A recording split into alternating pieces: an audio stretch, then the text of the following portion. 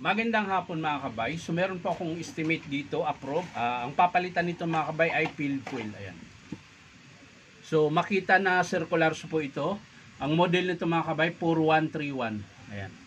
So ang papalitan lang natin ay field coil. So tara mga kabay, samahan nyo ko, kakabit po natin.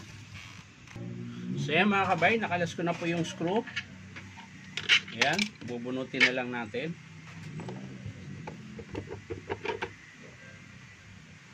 Tapos angat lang natin yung kanyang armature.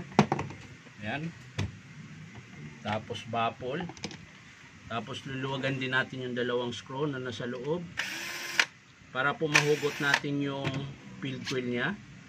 Tapos yung spring syempre. Susungkitin nyo po yun. Ayan. Bago nyo po pukpukin dito. Ayan. Dito po sa harap. Ayan. Lalabas po yan. Ayan. Tapos takpak natin. Ayan. So ganun lang po kadali magpalit ng field coil ng Makita na 4131 circular. So ayan. Isang buo na po yung brush holder niya. Tapos lalagay lang natin dito. Kahit naman magkabaliktad yan, okay lang. Kahit dito, kahit sa kaliwa, kanan, pares lang yan. So ilalagay natin yung brush holder. Ayan. So yan na po yung forma niya. Tapos babalik natin dito. Ayan.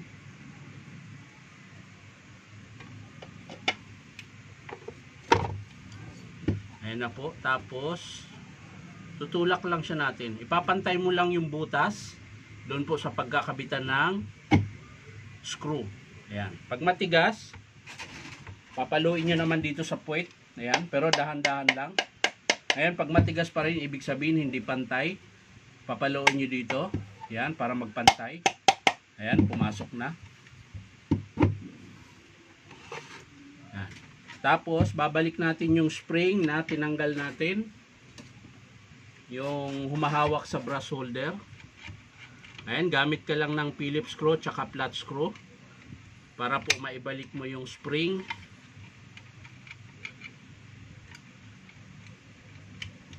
Ayan. So, ayan. Okay na yung spring.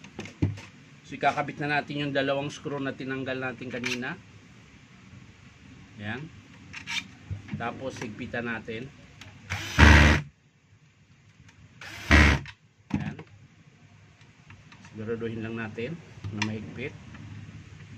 Para hindi po siya sasayad sa armature. So, ayan. Okay na mga kabay. So, una natin ilagay yung armature. Yan. Tapos, sunod yung muntik na makalimutan yung baffle mga kabay. Ayan. Importante po ito. Dahil pag wala po ito, mahinang ilabas niya yung mainit sa loob. Hindi niya mailabas ng maayos kapag wala itong baffle na to. So, yan. Lalagay na natin.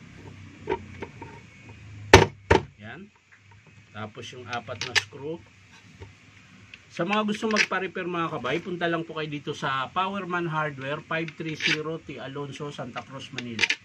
Ayan. Hanapin nyo lang po yung DeWalt na signboard. Ayan.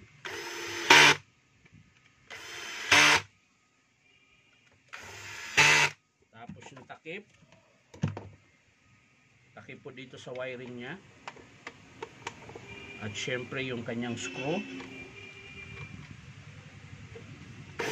Ayan. Ang pinakalas ay yung carbon brass. Ayan. Nakabit natin yung carbon brass. Tapos yung brass cap.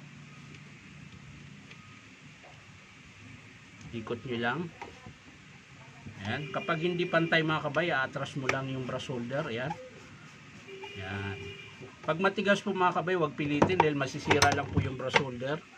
Ibig sabihin, hindi palapat yung pinakangipin ng thread, kaya po minsan matigas. Yan. Tumalsik. Saka natin iskruhan. Yan. So yan na mga kabay, ayos na. So papaanda rin natin, tingnan natin kung gagana.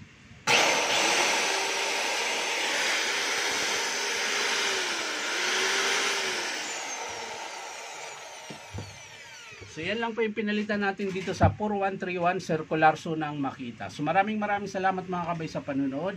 At syempre po pa-like and share. At syempre po baka naman pwede makahingi sa inyo ng isang subscribe dito po sa aking YouTube account, Tainom Tubay.